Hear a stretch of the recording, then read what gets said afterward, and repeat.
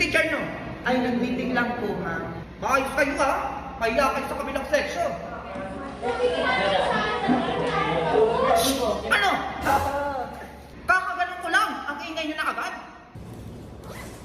Yun, ano yung hawak mo? Ay, Nature Spring po, ma'am. Tubig ko po. Talaga ba?